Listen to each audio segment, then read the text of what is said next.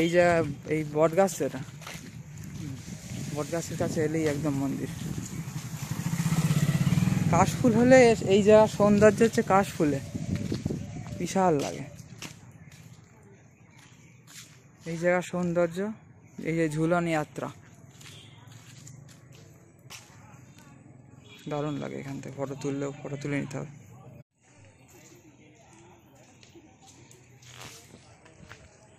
এই ঝুলন যাত্রা সম্বন্ধে কি বলেছে এখানে? সেলিব্রেট ধূমপান নিষেধ তো অবশ্যই সব জায়গায়। এখানে 2024 ঝুলন যাত্রা celebrating the 40th anniversary transcendental swine festival of Sri Sri Radha Krishna Radha Madhav अष्टसखी पंचतत्व की जय हो, सिंहदेव भगवान की जय हो, शिला प्रभुपाद की जय हो।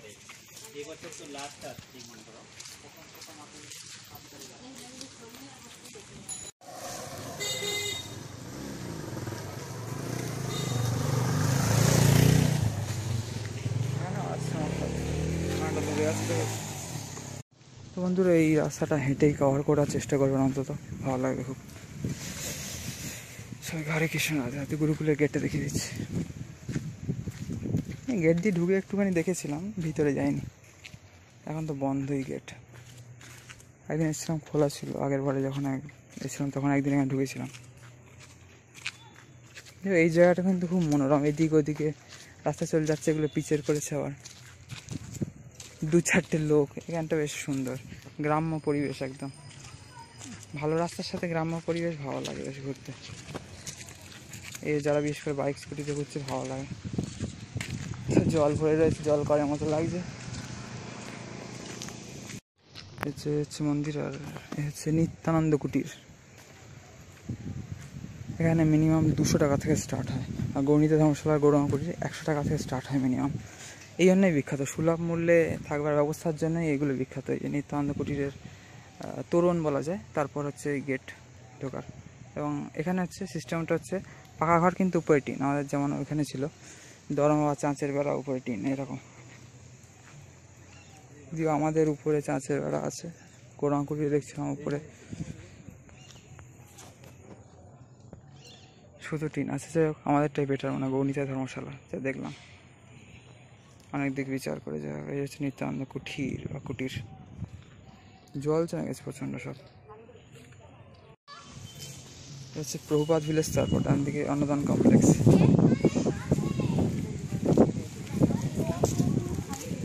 প্রচুর ভক্ত দর্শন হয় এখানে। রেলিং করা আছে ওই দিকটা গাড়ির, পিচের রাস্তা। আর এখানে টাইলস বসানো আছে। এটা হচ্ছে হাঁটা রাস্তা।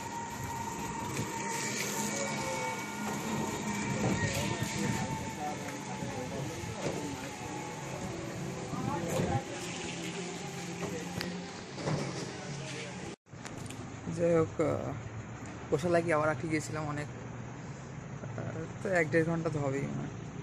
যাই হোক, তারপর ঝুলন যাত্রা এগুলো দেখে এলাম, যেমন দেখালাম। এবং গোশালায় কালকে ওরম অনেক 2 ঘন্টা মতো ওনায় দাঁড়িয়ে করতে হয়েছিল। এখন আজকে হয়তো 1.5 ঘন্টা মতো। যাই হোক, সকালে ওখানে খেয়ে দিয়ে বেরিয়ে গিয়েছিলাম।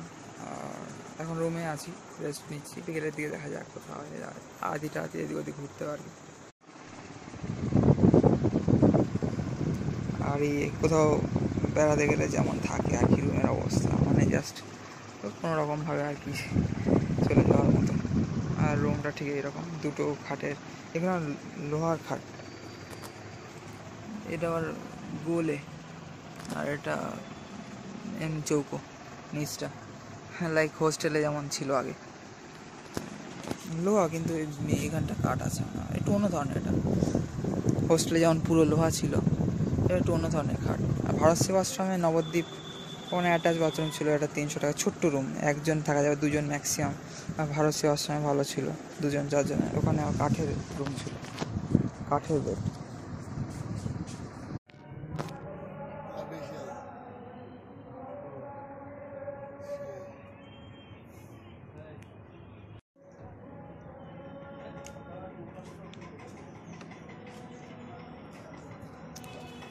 আর একটা কমল মন্দির হয়েছে, আই থিঙ্ক গৌড়ীয় মঠের লোটাস টেম্পল মতো, যেমন বৃন্দাবন দিল্লিতে আছে।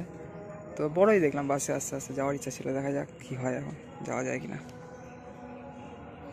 বিকেল হয়ে আসছে তো, এখন 3:30 মতো বাজে। কটা? 3:37। দেখা যাক কী হয় এখন।